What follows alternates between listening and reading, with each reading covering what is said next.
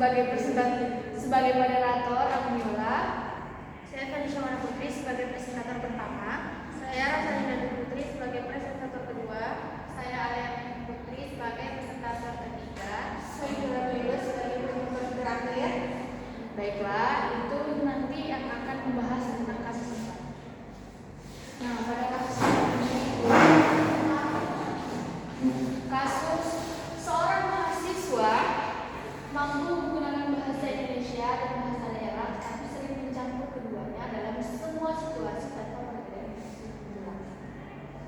Nah, pertanyaannya, apakah itu termasuk diglosia? Jelaskan. Yang kedua, apakah terjadi bilingualisme? Yang ketiga, termasuk kategori hubungan apa menurut Joshua Fisman? Yang keempat, apa dampaknya terhadap keteraturan penggunaan bahasa? Nah, untuk pertanyaan pertama yang akan dijawab oleh Felicia. Kepada Felicia, saya persilakan. Baik, di sini saya akan menjelaskan mengenai pertanyaan pertama, yaitu apakah ini termasuk diglosia? Jelaskan. Jawabannya itu adalah tidak. Kasus ini tidak termasuk diglosia. Alasannya, meskipun mahasiswa tersebut adalah seorang bilingual atau mampu menggunakan dua bahasa, situasi yang dijelaskan justru menunjukkan ketiadaan struktur deduksia. Alasannya yang pertama itu ketidakadaan diferensiasi fungsi. Syarat mutlak diglosia menurut teori Carles Ferguson adalah adanya pembagian fungsi yang sangat ketat antara ragam bahasa tinggi dengan ragam bahasa rendah. Ragam bahasa tinggi biasanya digunakan untuk situasi formal seperti pada pendidikan, khotbah, kemudian pada situasi hukum. Kemudian pada ragam rendah itu biasanya digunakan pada situasi informal. Contohnya misalnya percakapan keluarga, itu biasanya situasinya santai seperti itu. Kemudian dalam kasus 4 ini, mahasiswa tersebut mencampur keduanya di semua situasi, yang berarti batas fungsional tersebut telah runtuh. Jadi tidak ditemukan adanya batasan antara ragam bahasa tinggi dengan ragam bahasa rendah dalam kasus tersebut.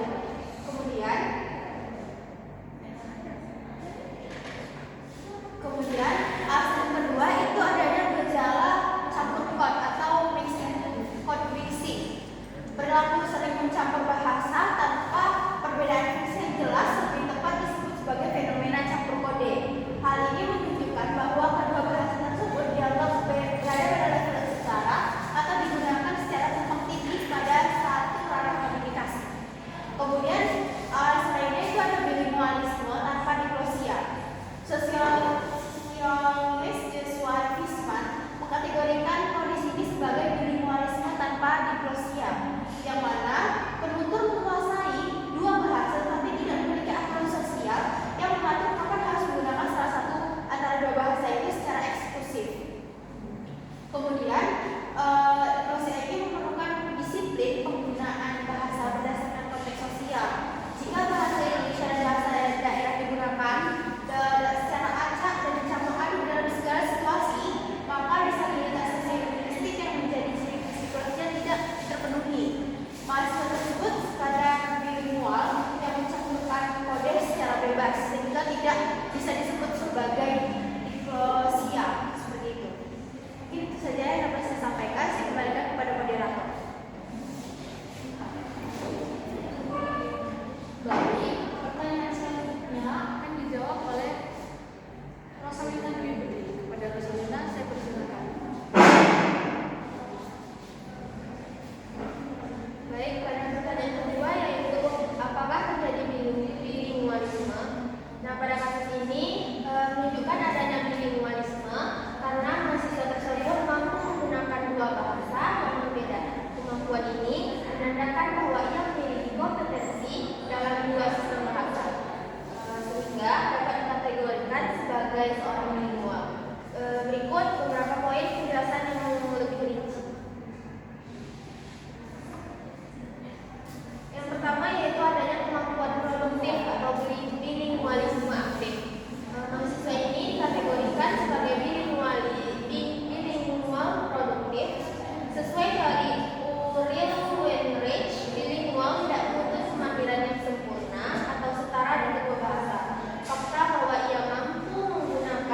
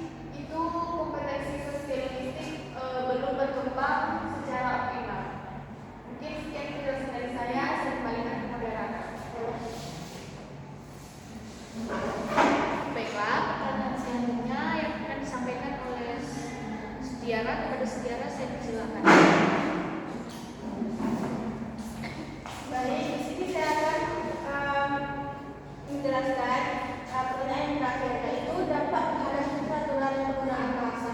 Kondisi ini membawa beberapa dampak signifikan terhadap tataran sarana kebahasaan. Yang pertama itu munculnya ragam bahasa baru, seringnya pencaturan bahasa atau keahlian baru atau bahasa gado-gado yang tidak mengikuti kaidah standar salah satu bahasa induknya. Yang kedua, ketidakjelasan norma komunikasi.